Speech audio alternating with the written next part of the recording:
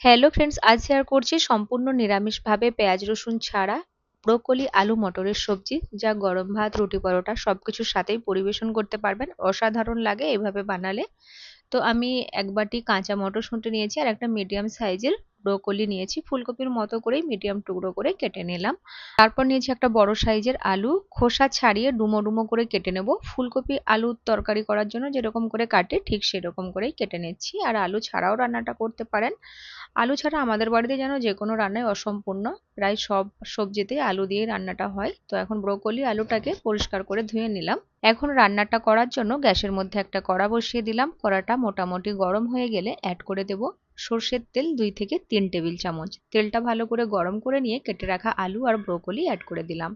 আমি তেলের পরিমাণ কম রেখেই রান্নাটা করছি, চাইলে নিজেদের প্রয়োজন মতো তেল অ্যাড করে নিতে পারেন। মানে আলু ব্রোকলি একদম ছেঁকে ভাজবো না, এইভাবে নাড়তে নাড়তে একটু আঁচ লাগিয়ে ভেজে নেব। এতে করেও হালি গন্ধ অনেকটাই কেটে যাবে। নুন হলুদ দিয়ে ভালো করে মিশিয়ে 2-3 মিনিট ঢেকে দিয়েছিলাম। 3 মিনিট পর ঢাকনাটা সরিয়ে দিয়েছি। তো এখন 2-3 মিনিট এইভাবে ভেজে নেব। যখনই হালকা হালকা ব্রোকলি আলুর মধ্যে একটু স্পট এসে যাবে, ওই সময় মটরশুঁটিগুলো দিয়ে দিচ্ছি, সাথে অল্প একটু জল দিয়ে ভালো করে মিশিয়ে লো ফ্লেমে ঢেকে দেবো। এতে করে সেদ্ধ হতে লাগবে। আর আমি সাইডে সেই ফাঁকে একটা মশলা তৈরি করে নিচ্ছি। গ্রাইন্ডিং জারে 1 ইঞ্চি আদার টুকরো, 4টে কাঁচা লঙ্কা, 2টো রাফলি কাটা টমেটো আর 10-12টা কাজু, 1 টিস্পুন জিরে আর 1 টিস্পুন ধনে দিয়ে জল ছাড়াই টমেটোর জলের মধ্যে একটা স্মুথ পেস্ট তৈরি করে নিচ্ছি।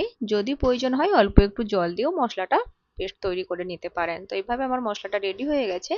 এখন কড়া থেকে ঢাকনাটা সরিয়ে দিয়ে সবকিছুকে একবার নেড়ে চেড়ে নিচ্ছি। আর দেখুন জলটাও বেশ শুকিয়ে গেছে। এখন সাইডে রেখে দিয়ে গ্যাসের মধ্যে একটা প্যান বসিয়ে দিয়ে 2-3 টেবিল চামচ সরষের তেল অ্যাড করে ফোড়নে একটা তেজপাতা, শুকনো লঙ্কা, একটু গোটা গরম মশলা দিয়ে মশলা থেকে যখনই হালকা সুন্দর একটা মিষ্টি গন্ধ বের হবে, ওই সময় বেটে রাখা মশলাটা অ্যাড করে দেব। আর গ্যাসের ফ্লেম লো থেকে মিডিয়াম রাখবো, খুব হাই করে রাখবো না, না হলে লেগে যেতে পারে, যেহেতু মশলার মধ্যে কাজু রয়েছে। তো কন্টিনিউ নাড়তে নাড়তে তেল ছেড়ে আসা পর্যন্ত ভালো করে কষিয়ে নিতে হবে। কন্টিনিউ নাড়তে নাড়তে সুন্দর করে কষিয়ে নিয়েছি, দেখতেই পাচ্ছেন তেল ছেড়ে গেছে। এই সময় অ্যাড করে দিচ্ছি হাফ টিস্পুন লঙ্কার গুঁড়ো। ঝালটা নিজেদের স্বাদ বুঝে অ্যাড করবেন, আগেও কাঁচা লঙ্কা ব্যবহার করা রয়েছে। 1/4 টিস্পুন হলুদ গুঁড়ো, হাফ টিস্পুন গরম মশলার গুঁড়ো অ্যাড করেছি। তারপর গ্রাইন্ডিং জারটা ধুয়ে অল্প একটু জল অ্যাড করে দিয়েছি, যাতে গুঁড়ো মশলাগুলো পুড়ে না যায়। তারপরে আবারও সুন্দর করে কষিয়ে নিয়েছি তেল ছেড়ে আসা পর্যন্ত। এইভাবে মশলা থেকে তেল ছেড়ে গেলেই ভেজে রাখা আলু ব্রোকলি মটরটা অ্যাড করে দেব। অ্যাড করার পর মশলার সাথে সুন্দর করে মিশিয়ে নেব। সবজিগুলোকে মশলার সাথে 2 মিনিটের মতো কষিয়ে নিচ্ছি। তারপর এখানে আমি গ্রেভির জন্য জল অ্যাড করছি, আর আমি ঠান্ডা জল অ্যাড করছি, চাইলে জল গরম করেও অ্যাড করতে পারেন। ভালো করে জলটাকে মিশিয়ে নেব। আর যখনই ফুটতে শুরু করবে ওই সময় ঢাকা দিয়ে দেবো, আর 5 থেকে 6 মিনিট লো মিডিয়ামে রান্না করে নেব। খুব বেশি সেদ্ধ হতে সময় লাগবে না, যেহেতু ভাজতে ভাজতেই 80 থেকে 90% পর্যন্ত সেদ্ধ হয়ে রয়েছে।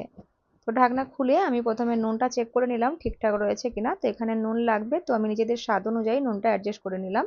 আর মিশিয়ে দিলাম কয়েক দানা চিনি টেস্টটা ব্যালেন্স করার জন্য, আর কিছুটা কাটা ধনেপাতা। খুব ভালো করে সবকিছুকে মিশিয়ে নিচ্ছি। আর সব শেষে অ্যাড করে দিচ্ছি 1 চামচ ঘি।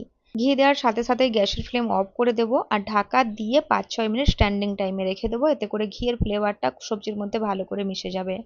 এখন সম্পূর্ণ রেডি পরিবেশন করার জন্য। আজ আমি গরম ভাতের সাথে পরিবেশন করছি, চাইলে রুটি পরোটা সবকিছুর সাথেই পরিবেশন করতে পারেন, অসাধারণ লাগে খেতে। আজকের রেসিপির ভিডিও দেখে যদি কোথাও একটু ভালো লেগে থাকে ভিডিওটিকে লাইক শেয়ার করবেন, চ্যানেলটিকেও সাবস্ক্রাইব করে সাপোর্ট করার অনুরোধ রইল। ফিরে আসবো আবার নতুন কোনো রেসিপির সাথে। সবাই ভালো থাকবেন, ধন্যবাদ।